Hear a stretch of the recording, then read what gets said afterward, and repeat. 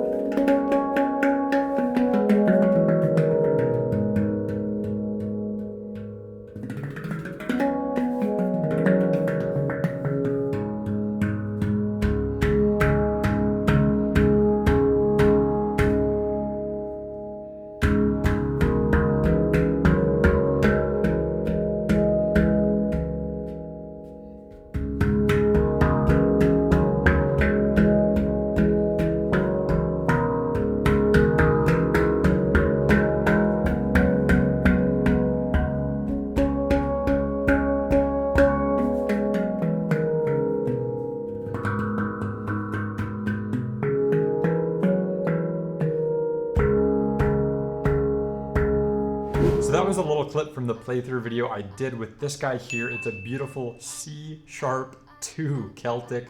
I'm gonna have tons of other videos coming out with both of these. So if you haven't already subscribed, to make sure you're notified when they go live. So where do I even begin? There is so much that we can talk about these two amazing instruments here. So let's just take it right back to the beginning. These two handpans are called Goliaths, and they're built by Arcana Instruments, and Arcana is based in Colorado Springs, Colorado. So they're not too far from me. Arcana is run by the duo of Josh Keegan and Jared Hausman, two very nice, very talented guys. I've known them for many years. And a couple weeks ago, I trekked down to their workshop to pick up these two. And let me just tell you, I have been blown away. So as far as I know, the Goliath is the largest handpan ever built. From rim to rim, they're just shy of 30 inches. And since I've been filming this video, I've really been struggling to capture just how large these things are on video. When you see them in person, it really blows you away.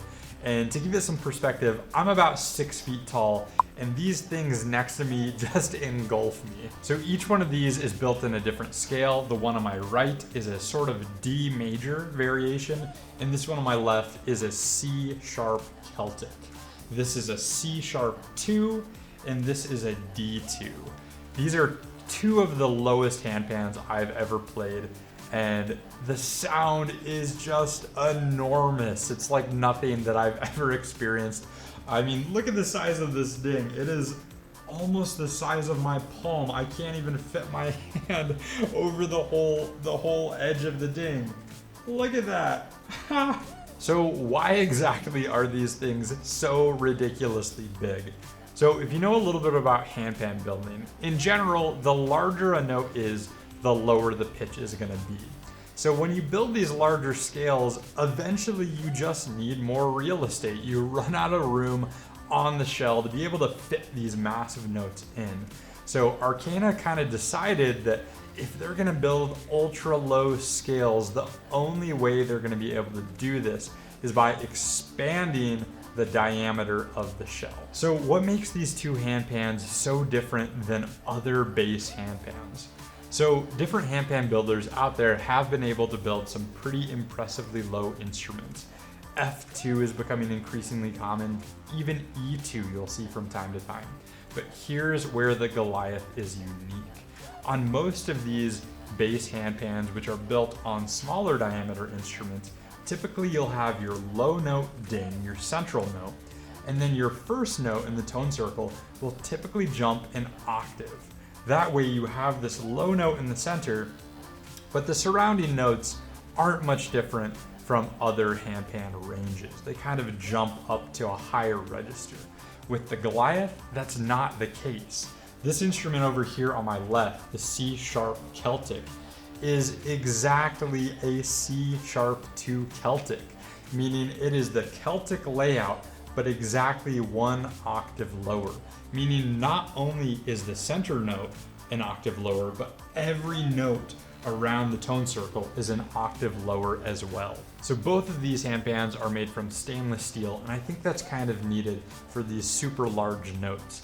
It takes a lot of motion to get that note to vibrate, and I think the stainless material just helps it resonate a little bit better. So one of the things that I think is so cool about the design of the Goliath is that actually the bottom shell is covered in notes.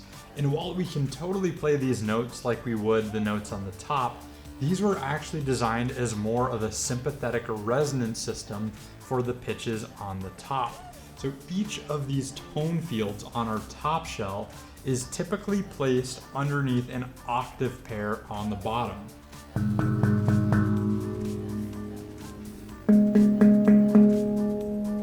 So the reason they do this is that when you strike a note on the top, it's gonna make the pair, the octave pair on the bottom, vibrate in harmony with that top shell pitch. This is gonna make the sound richer, it's gonna make the sound fuller, and just generally more sustenance. So these two handpans are a little weird for me to review because as far as I know, these are the first finished prototypes of this new series. Because of that, they don't really have a set price point yet, but from what I understand, they take a long time to build. So I imagine when these do come to market, they will probably be at a premium price point. All right, let's dive right into some of the things that I love about the Goliath. So first things first, it's obvious, but the sound on these handpans is massive. It is like something I have never heard, and I gotta tell you, I was just so confused when I played them for the first time. It truly is a sound that I've only ever imagined could occur in the handpan art form, and until you lay your hands on one, no video will do it justice. It's like a completely out of body experience. The vibration is just out of this world, and the pitch is so low, you just feel it in your chest. Massive is the one word I could really use to describe these. The sound is just massive. Not only that, but the sustain on these instruments is incredible. Like I said earlier, generally in handpans, the lower you get in pitch, the harder it is for those notes to sustain. It's a lot of metal to move, but that problem doesn't really seem to come up with these two massive handpans. The dings in particular on these just ring for days and days. It almost reminds me of the sound of like gong or like a big church bell. You just strike it and you can see the metal moving up and down. It just rings and rings and rings. So one of the things that I love the most about these Goliaths is that it allows you to play music that was previously impossible on handpans. As we get bigger and bigger, we're reaching lower and lower down the keyboard. And then not only do we have a large, low central note, but every note in the tone circle is an octave lower than it typically is. So it allows you to play these full, beautiful bass lines all on one instrument. What I love about these handpans is that you can use it the same way that you would a bass pan that might have 3 or 4 large low notes on it. But since it follows the typical layout that you would expect from a Celtic or a Kurd or whatever scale you have, you can still play it as a solo instrument. And I haven't had the opportunity to play these with other musicians or other handpan players yet, but I imagine having that super low voicing opens up a whole new role in a sort of group jam setting. You can take much more of a bass player approach, and having that separation in a handpan jam can be a really cool thing. So what are some of the things that I don't like about these handpans? And I'll start by saying these things are super cool. I really do love them, but admittedly, they are not the most practical instruments. So obviously, these handpans are huge. And while that is a really cool thing, it makes things a bit complicated when it comes to moving them. So first things first, shipping them. I don't even know where I would find a box big enough to fit this thing, and I know if I took it to the post office, they would tell me to take a hike. I imagine you could probably ship it through UPS or FedEx, but it is gonna cost a lot of money to ship them. Furthermore, right now, there aren't really any cases big enough to fit these things. When I took them down from the shop to my studio here, the only thing we had available was these giant gong cases. It was the best we could do at the moment. And admittedly, Josh and Jared are working with Namana bags to make custom backpack cases for these, which are cartoonishly big. There are no hard cases for this. So airplane travel is kind of ruled out. Shipping them is going to be more difficult. Realistically, transporting these things in general is gonna be tricky. So being this size does come with its problems, and one of the most obvious is that it is very awkward and cumbersome to handle. So you can't really play this thing on your lap. I have tried. I have pretty long legs, and if I try to get this thing in my lap, oh my gosh. I can barely fit this. So if you are gonna have one of these, you've gotta have a good stand. You can either play with one sitting down and have it kind of in front of your lap, or I would recommend playing it standing up. That's the way I did it in my video. That way you have a little bit more flexibility to kind of maneuver yourself around the instrument. Outside of playing, these things just take up a lot of space. Where I normally have room to fit 2 handpans on my shelves, I can actually only fit 1 Goliath. So if you're getting one of these, just make sure you have a spot in your home or your studio that you've carved out that you know it's gonna fit, because it does take up quite a bit of real estate. So is this the handpan you take with you on a hike? No. Is it the handpan you take with you on an airplane? Absolutely not. Is it the handpan you take on tour with you if you're a professional musician? I would also say no. But that doesn't mean it doesn't have its purpose, and this takes us to our next section. Who would this handpan be a good fit for? So there are 3 types of people in mind who I think this handpan would be a perfect fit for. Let's go through each. So the first type of person is what I would call the collector. And that's someone like me who already has shelves of instruments from different builders and different scales, different parts of the world. And this is gonna be something that sticks out in your collection. It is a very different, very unique instrument, definitely an attention grabber. So if you're looking for something that is different, something that's quite off the wall, this is the way to go. Is this a good first handpan? No way. Is it a good second handpan? Probably not even that. But if you have several other instruments and you're looking for something unique and off the wall to add to your collection, this is something that is gonna fit that bill. So the second type of person I think the Goliath would be a really good fit for is who I would call the composer. So if you're looking to arrange pieces of music, if you're looking to extend your octave range on your set of instruments, the Goliath is gonna be perfect for that.